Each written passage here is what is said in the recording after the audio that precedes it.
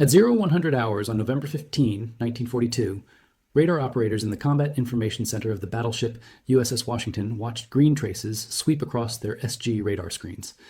8,400 yards away, invisible in the total darkness of Iron Bottom Sound, a Japanese battleship was steaming directly toward them. The battleship was Kirishima, 14-inch guns, veteran of Pearl Harbor and Midway. Her captain, Sanji Iwabuchi, commanded 1,400 men and believed his ship was hunting cruisers. He had no idea a 16-inch gun battleship was tracking his every move on glowing radar screens. The radar operators had been tracking contacts for over an hour. They knew the SG system inside and out. Surface search radar, 10-centimeter wavelength, effective range to capital ships approximately 28,000 yards. The plan position indicator showed contacts as bright blips on a circular display. Range, bearing, movement, all visible at a glance. But the SG had one critical limitation. It could only see what it could see. It could not tell you what the target was. Cruiser, battleship, destroyer. The radar did not know. Only the size of the return signal gave clues. The green blip at 8,400 yards was massive. Too big for a cruiser. The operators had been tracking it as it moved southeast at 20 knots, then turned northwest, heading straight for Washington. They called out the range and bearing to the fire control director continuously. Their voices stayed level. Somewhere in the darkness ahead, Japanese guns were training out. The question was, who would fire first? What happened in the next 7 minutes would prove that the eras of blind night fighting was over. The worst defeat in United States Navy history had occurred 3 months earlier. The Battle of Savo Island, August 9, 1942. USS Vincennes was part of the Northern Screening Force off Guadalcanal. She was patrolling between Savo Island and Florida Island, protecting the transport anchorage.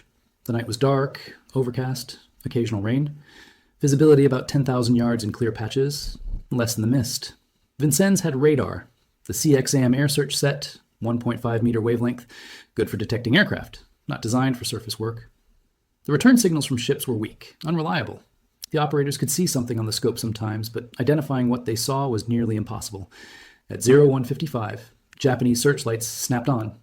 7 cruisers and 1 destroyer, Vice Admiral Gunichi Mikawa's strike force, had penetrated the screening line undetected. The searchlights illuminated Vincennes, Astoria, and Quincy. 3 American heavy cruisers caught in perfect firing positions. Captain Frederick Reef Cole, commanding Vincennes, hesitated. The searchlights might be friendly. American ships used searchlights too. He waited to confirm the target before opening fire. That 5-second delay cost him his ship. Japanese 8-inch armor-piercing shells slammed into Vincennes at 5,500 yards. The 4th salvo hit. Fire control spaces destroyed. Turrets disabled. Shells penetrated the hull below the waterline. Flooding began immediately. 74 hits total. 3 torpedoes. Vincennes rolled over and sank at 0250, 95 minutes after the searchlights came on. 322 men died. The survivors said the same thing. They never saw the enemy until the searchlights came on. By then, it was too late. The Japanese had closed to point-blank range in total darkness, achieved perfect firing positions, and massacred them before they could effectively respond. It was not a battle. It was an execution. The second ship was USS Quincy. She sank at 0238, 52 minutes after taking her first hit. 370 men died. Her captain, Samuel Moore, was killed on the bridge by shell fragments. Quincy fired back, scored 1 hit on the Japanese cruiser Chokai. 1 hit. The Japanese scored approximately 50 hits on Quincy, most at ranges under 5,000 yards. The third ship was USS Astoria. She fought through the night, damage control teams battling fires and flooding. At noon on August 9, 12 hours after the battle, she rolled over and sank. 219 men died. Her crew never gave up. They fought until the water closed over her deck. The 4th ship was the Australian heavy cruiser HMS Canberra. 2 torpedoes, over 28-inch shell hits in the first minutes of combat. Crippled, burning, dead in the water. The Americans had to scuttle her the next morning. 84 men died. 4 cruisers sunk in 30 minutes. Over 1,000 men dead. 1 American destroyer damaged. Total Japanese losses. 1 cruiser moderately damaged by a single 8-inch shell. The Battle of Savo Island was the worst defeat in the history of the United States Navy. The problem was not courage. American crews fought hard. Damage control parties battled fires through the night. Gun crews stayed at their stations even as their ships sank beneath them. Captain Moore of Quincy was found dead at his post, still gripping the bridge railing. These were not men who gave up. The problem was not training. American gunners were well drilled. Fire control systems were excellent. In daylight, American ships could engage effectively at 20,000 yards. The Mark 8 fire control radar could provide accurate ranging. When they could see the target, they could hit it. The problem was simple. At night, in the dark waters off Guadalcanal, American ships could not see Japanese ships until it was too late. The Japanese could. Japanese night optics were superior. Their lookouts trained intensively for night operations. Special optical devices, carefully calibrated, allowed them to pick out dark shapes against darker backgrounds. Their tactics were refined through years of practice. Close and fast, achieve optimal firing positions, illuminate with searchlights, open fire at close range with masked batteries. By the time the enemy realized they were under attack, half their ships were already burning. The Americans called the waters off Guadalcanal Iron Bottom Sound. By November 1942, 16 Allied warships lay on the bottom. Cruisers, destroyers, transports. Most sunk at night. Most never saw what killed them. The ocean floor was carpeted with wreckage. The Japanese owned the night. Rear Admiral Willis Lee knew this when he took command of Task Force 64 on November 14, 1942. His force consisted of 2 battleships, Washington and South Dakota, and 4 destroyers. His mission was to stop a Japanese bombardment force headed for Guadalcanal. Intelligence reported the enemy force included the battleship Kirishima, 2 heavy cruisers, 2 light cruisers, and 9 destroyers. Lee was outnumbered more than 2 to 1 in ships. His only advantages were armor, firepower, and radar. Lee was 54 years old, born May 11, 1888, in Natal, Kentucky. He graduated from the United States Naval Academy in 1908. At age 19 in 1907, he achieved something no American has done before or since. He won both the United States National Rifle Championship and the United States National Pistol Championship in the same year, the only person in American history to accomplish that feat. In 1914, during the Veracruz campaign in Mexico, Lee demonstrated his marksmanship under fire. He deliberately drew fire from 3 enemy snipers, exposing their positions, then shot all 3 at long range. His commanding officers took notice. This was not just a marksman. This was someone who understood ballistics at a fundamental level. At the 1920 Olympics in Antwerp, Belgium, Lee won 5 gold medals, 1 silver medal, and 1 bronze medal in team shooting events, 7 total Olympic medals. He tied with teammate Lloyd Spooner for the most medals won by any athlete at a single Olympics. That record stood for 60 years.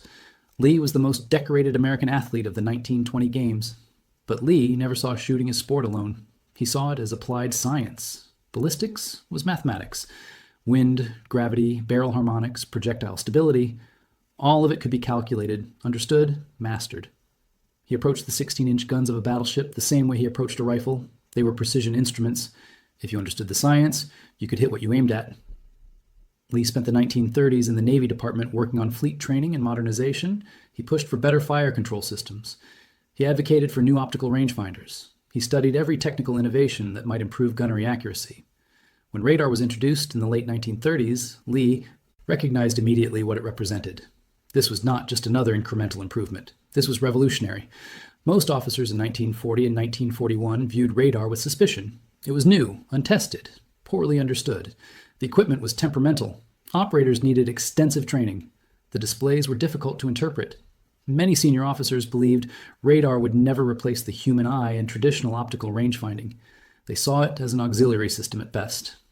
Lee disagreed. He studied the radar systems obsessively. He read every technical manual. He attended every demonstration. He talked to the engineers at the Naval Research Laboratory who were developing the equipment. He talked to the technicians installing it on ships. He talked to the operators learning to use it. He attended gunnery exercises where radar was tested. He analyzed the results. Lee came to a conclusion that put him ahead of almost every officer in the Navy. Radar was not auxiliary, it was primary. In the right conditions, radar ranging was more accurate than optical rangefinding. At night, in weather, through smoke, radar could see when human eyes could not. The service that mastered radar would dominate naval warfare. The service that did not would lose. Lee pushed his conclusions up the chain of command. Some officers listened, many did not. The skepticism remained. Radar was too new, too unreliable, too difficult to integrate with existing fire control systems. The Navy needed more testing, more evaluation, more time before committing to radar as a primary fire control method. Then came Pearl Harbor. December 7, 1941. The United States was at war. There was no more time for cautious evaluation. The fleet had to fight with what it had, and what it had included radar that most commanders still did not fully trust.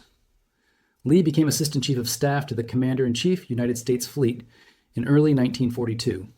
In this position, he had influence over how the Navy would integrate radar into combat operations. He pushed for standardization of equipment. He pushed for better training of operators. He pushed for tactical doctrine that would exploit radar's capabilities fully. Some of his recommendations were adopted. Many were not. The Navy was changing, but slowly. By August 1942, Lee was a Rear Admiral and was given command of Battleship Division 6 in the Pacific. His flagship was USS Washington. Finally, he had operational command. He could train his own crews. He could develop his own tactics. He could prove what radar could do. Lee drilled his radar crews constantly, not just operation of the equipment, integration with fire control, coordination with the Combat Information Center, communication between radar operators, fire control directors, and the bridge, track contacts, identify formation patterns, maintain continuous plotting. He drilled his gunnery crews on radar-directed fire. Use radar ranging, optical bearing if possible, but be prepared to shoot on radar information alone if necessary. Trust the instruments. The radar will show you where the enemy is. Put your shells where the radar says. Most officers in 1942 did not train this way. They used radar for detection and warning. They tracked contacts. They maintained situational awareness. But when it came time to shoot, they wanted optical confirmation. They wanted to see the target with their own eyes before committing to fire. Lee trained his crews to shoot based on radar data alone if necessary. That was the difference. Washington's SG radar was one of the first production units, developed by Raytheon under guidance from the Massachusetts Institute of Technology Radiation Laboratory and Naval Research Laboratory. It used S-band microwave frequencies, 10-centimeter wavelength, much shorter than the earlier meter wavelength radars. The shorter wavelength provided better resolution and more accurate ranging. The SG used British magnetron technology brought to the United States by the Tizard mission in 1940.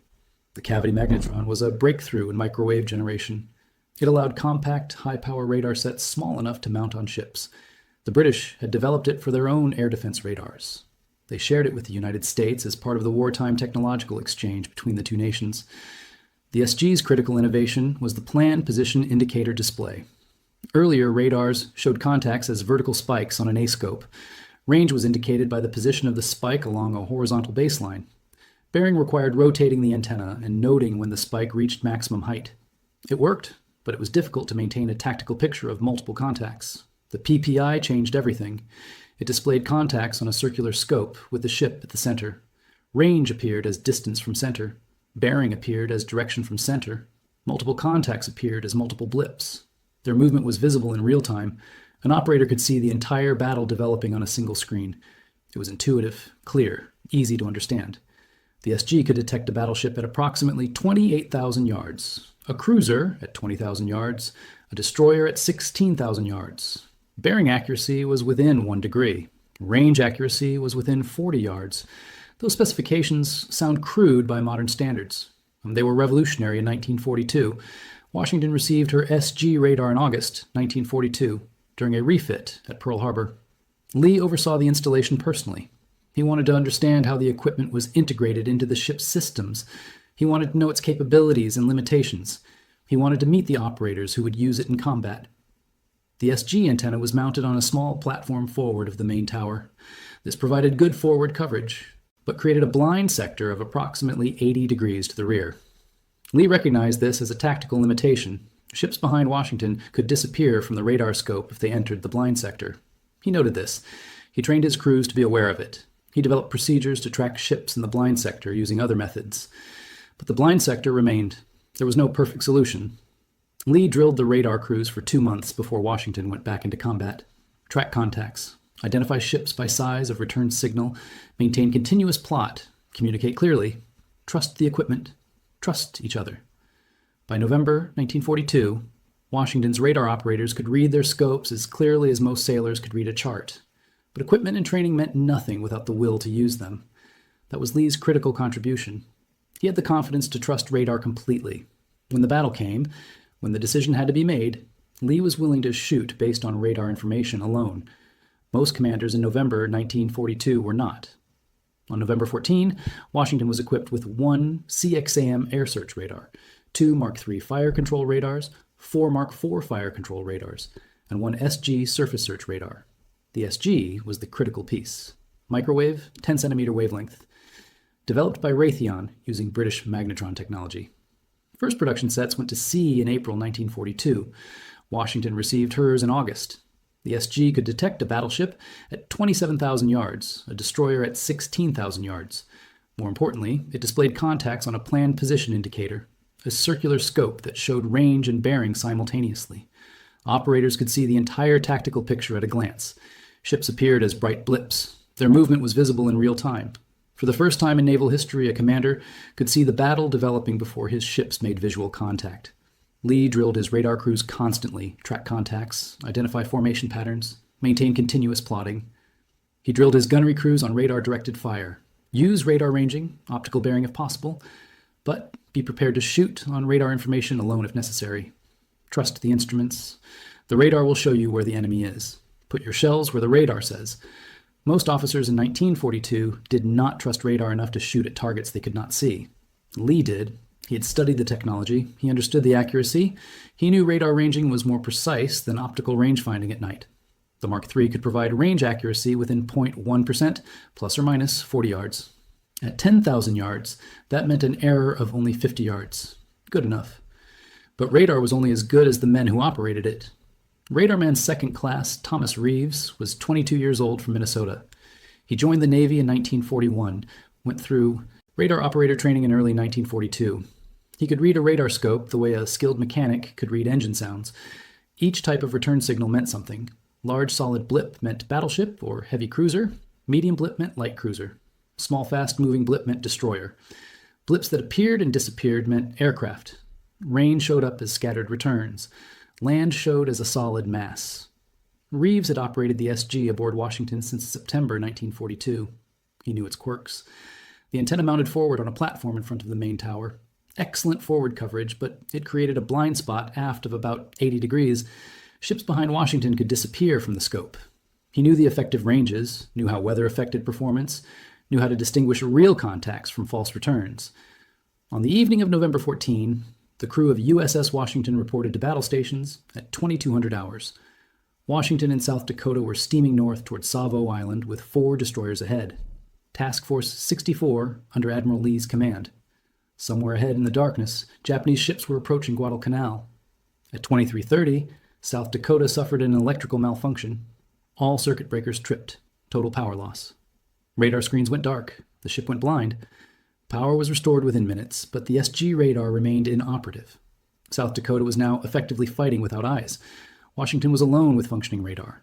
If the Japanese made it past the destroyer screen, Washington would be the only ship that could see them coming. Shortly before midnight, Washington's radar operators saw the first contacts appear on their scopes. Small, fast-moving blips. Destroyers. They called it out. Admiral Lee's voice came over the circuit. Calm. Track them. The contacts were closing fast. They were coming straight at the task force. At 0016, Washington's 5-inch secondary batteries opened fire on the Japanese destroyer screen. Flashes lit the darkness. Shell splashes threw up columns of water. Within minutes, 3 American destroyers were hit. 2 took torpedoes. 1 was destroyed by gunfire. The Japanese destroyer screen was cutting through the American pickets. Behind the destroyers, the radar operators saw new contacts appear. Larger blips, heavier ships. They tracked them carefully. Light cruiser Sendai and 3 destroyers, moving fast from the east. Another group of contacts appeared northwest of Savo Island. 3 large blips moving south. Very large. 1 was battleship size. That was Kirishima. South Dakota, blind and trying to navigate by following Washington, inadvertently turned too close to the burning American destroyers. The flames backlit her to the Japanese ships. Every Japanese battery that could bear opened fire on her. Searchlights snapped on, 14-inch shells from Kirishima, 8-inch shells from the Giem cruisers Atago and Takao, 5-inch shells from destroyers. South Dakota took 27 hits in minutes. Fires broke out. Topside equipment was smashed. Her radar antenna was destroyed. She was hurt badly. But South Dakota's misfortune was Washington's opportunity. Every Japanese ship was focused on South Dakota. Every searchlight pointed at her, every gun trained on her. No one was looking for another battleship in the darkness. Washington, 4,000 yards behind South Dakota and to the west, moved undetected through the night. Her SG radar tracked every Japanese ship. The operators called out contacts continuously. Kirishima, bearing 310 degrees, range 12,000 yards. Closing, 11,000 yards, 10,000 yards. Lee needed to identify the target positively before opening fire. The largest radar contact could be South Dakota. Washington's SG had a blind spot to starboard aft. South Dakota had been in that blind spot. Lee had lost track of her position. The fat target on the radar screen might be the other American battleship. Shooting your own ships was not acceptable. Then, Kirishima solved the problem. She switched on her searchlights and opened fire on South Dakota. The brilliant beams cut through the darkness. There was no mistaking what she was. Kirishima, battleship, enemy, bearing 310 degrees, range 8,400 yards. Lee gave the order, open fire. At 0100 hours, Washington's 9 16-inch guns roared. 75 rounds fired in 7 minutes, tracking entirely by radar for the first 5 minutes. When the target finally became visible through optical directors, the pointer reported that radar had been exactly on target. The shells were already hitting. The first salvo landed within seconds. Probable hit. The second salvo definitely hit. Observers saw flashes on Kirishima's superstructure. The third salvo hit forward. Explosion. Fire. Washington's gunnery officer reported shells landing in a tight pattern, right on target. Fire control was tracking perfectly. Radar ranging was precise. The shells were falling exactly where the radar said the target was. Kirishima tried to turn. Too late. Washington's 16-inch armor-piercing shells weighed 2,700 pounds each. They struck at over 2,000 feet per second. Each one hit with the energy of a freight train. They punched through deck armor, bulkheads, turrets. They exploded deep inside the ship, tearing out compartments, starting fires, flooding engineering spaces. Between 9 and 20 16-inch hits, 45-inch hits. Kirishima's steering gear was wrecked. Rudders jammed hard over. She could not maneuver. Fires broke out forward and amidships. Secondary explosions followed. Her forward magazines had to be flooded. Water poured in through shell holes below the waterline. She developed a list to starboard. The list increased. Captain Iwabuchi tried everything. He attempted to beach the ship using her engines to steer. The engines would not respond. He sent divers to the steering compartments. They could not get past the jammed, watertight doors. The heat below decks was over 113 degrees Fahrenheit. The ventilation had failed. Smoke filled the lower compartments. The engine rooms had to be abandoned. Kirishima was dying. Iwabuchi knew it. The ship was rolling from side to side. Each roll was more severe than the last. The starboard list was increasing. She was going to capsize. He ordered the Emperor's portrait transferred to the destroyer Asagumo. Then he ordered abandon ship. At 0325, on November 15, Kirishima rolled to port, capsized, and sank 7 miles northwest of Savo Island. 212 crewmen went down with her. Captain Iwabuchi and 1,098 survivors were rescued by destroyers Asagumo, Teruzuki, and Samadare. The entire engagement lasted 7 minutes. Washington fired for 7 minutes. Kirishima lasted 7 minutes. Then she was gone. The only battleship versus battleship action of the Pacific War. The first time in history a battleship had been sunk primarily by radar-directed fire. Washington emerged from the battle untouched, not one hit. The Japanese never knew she was there until she opened fire. By then it was over. Admiral Lee filed his report to Admiral Chester Nimitz on November 16. The report was precise, technical, detailed. He described the engagement, the ranges, the radar tracking, the gunnery performance. Then he added one paragraph that summarized everything. We realized then, and it should not be forgotten now, that our entire superiority was due almost entirely to our possession of radar. Certainly, we have no edge on the Japanese in experience, skill, training, or performance of personnel. Lee was not exaggerating. American radar had won the battle. Without it, Washington would have been just another ship fighting blind in the dark, just like Vincennes and Quincy and Astoria. With radar, Washington could see everything, track every ship, know their exact positions, put shells on target in total darkness from 8 miles away. It was not superior courage or superior training. It was superior technology, properly used. But here is what most people miss.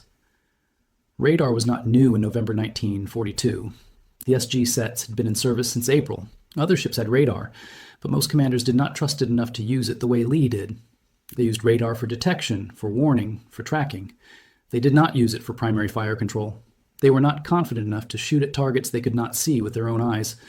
Lee was different. He understood the technology. He trusted his radar operators. He trusted his instruments. He was willing to shoot based on radar information alone. That confidence, that willingness to embrace new technology completely made the difference between victory and defeat. Word spread through the fleet immediately. Within 24 hours, every captain in the Pacific heard about Washington's victory. The battleship that fought in total darkness and destroyed an enemy battleship without taking a single hit.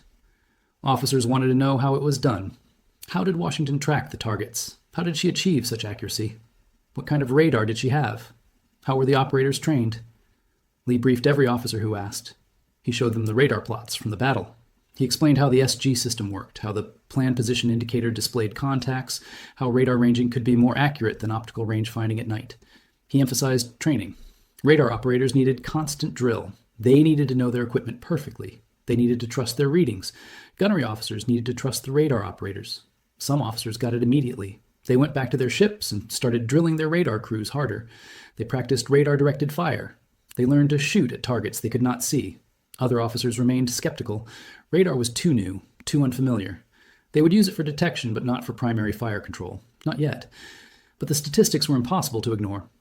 Before November 15, 1942, Japanese forces dominated night surface combat in the Pacific. They had won at Savo Island in August. They had fought the Americans to a draw at Cape Esperance in October. They owned the darkness. After November 15, the balance shifted. American ships with functioning radar and properly trained crews began winning night engagements. The Battle of Tassafaronga on November 30, 1942, 2 weeks after Washington's victory, showed both the promise and the limitations. American cruisers with radar detected a Japanese destroyer force at 23,000 yards. They tracked the enemy force as it approached. They opened fire at radar-directed ranges. First shots were accurate, then confusion set in. Radar contacts were difficult to identify. Was that blip a damaged enemy ship or a friendly ship that had turned? Captains hesitated. The Japanese launched torpedoes. 4 American cruisers were hit. 1 sank. The Americans won tactically, claimed the field, but lost more ships. The problem was not the radar. The problem was coordination. The ships had not trained together. Radar operators were not experienced enough. Officers were not confident using radar information. They hesitated at critical moments. Hesitation against the Japanese at night meant dying. The battle showed that radar alone was not enough. It required training, doctrine, coordination, confidence. The Navy learned. Commander, South Pacific Forces issued new tactical instructions in December 1942. Ships would operate in integrated task forces with standardized radar procedures. Combat information centers would coordinate information from multiple radar sets and build complete tactical pictures. Fire control officers would receive continuous radar data. Commanders would trust radar information even when optical confirmation was impossible. The changes took months to implement. New equipment had to be installed, crews had to be trained, doctrine had to be written, distributed, and drilled. But by mid-1943, the transformation was complete. American ships could fight effectively at night. The Japanese could not. The Battle of Kula Gulf in July 1943 demonstrated the change.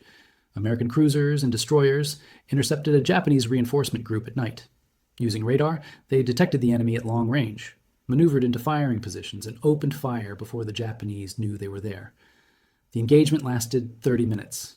The Americans sank 2 Japanese destroyers and damaged 3 others. American losses were 1 cruiser damaged. The Japanese never saw the American